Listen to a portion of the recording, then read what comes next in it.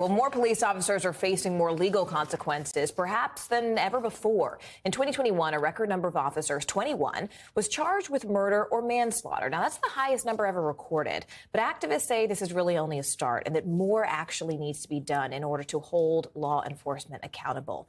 NBC News reporter Erik Ortiz has been tracking this story for us. Erik, I want to start with the numbers here. Is there any indication that this 21 number signifies a real turning point when it comes to police accountability?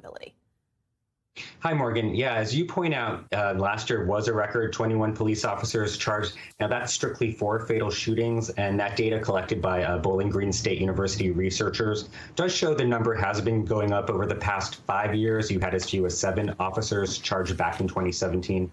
But the problem is to really understand if there is accountability happening through these numbers, there just needs to be more thorough data. Researchers admit it's incomplete because there is no nationwide database on police use of force, on police killings, on whether charges are filed. And if we had this data, they say, it would better inform policymaking and departmental reforms.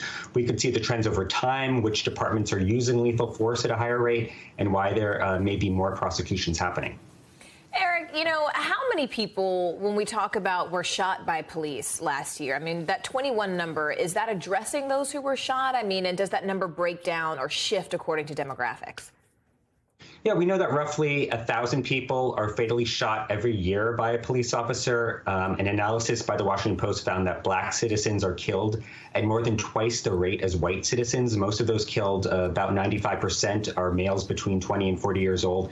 Now, one interesting finding is that last year, fatal police shootings were down about 13% from 2020. It's not entirely clear why, but part of that could be because some officers are simply being more cautious or even fearful about the consequences of using deadly force. Or, some departments have altered their use of force policies in the wake of protests and activists calling for more systemic changes.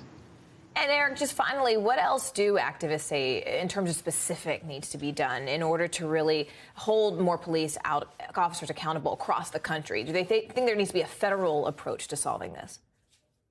Yeah, well, activists have been putting more pressure on prosecutors to thoroughly investigate these fatal police encounters. Lawmakers have been trying to push laws and federal policies in place. But, we've seen some prosecutors in major cities making these investigations a real cornerstone of their reform agendas. You have states like California, where each fatal shooting triggers a review by the state attorney general. You have these high-profile trials recently in Minneapolis, where officers were convicted, and you have another one starting today in connection with George Floyd. So there's definitely a sense that charges and convictions are no longer impossible to attain, but we do know that it's still extremely rare, and it's safe to say that we're not at any major inflection point just yet. All right, Erik Ortiz for us there. Erik, thank you. Thanks for watching our YouTube channel. Follow today's top stories and breaking news by downloading the NBC News app.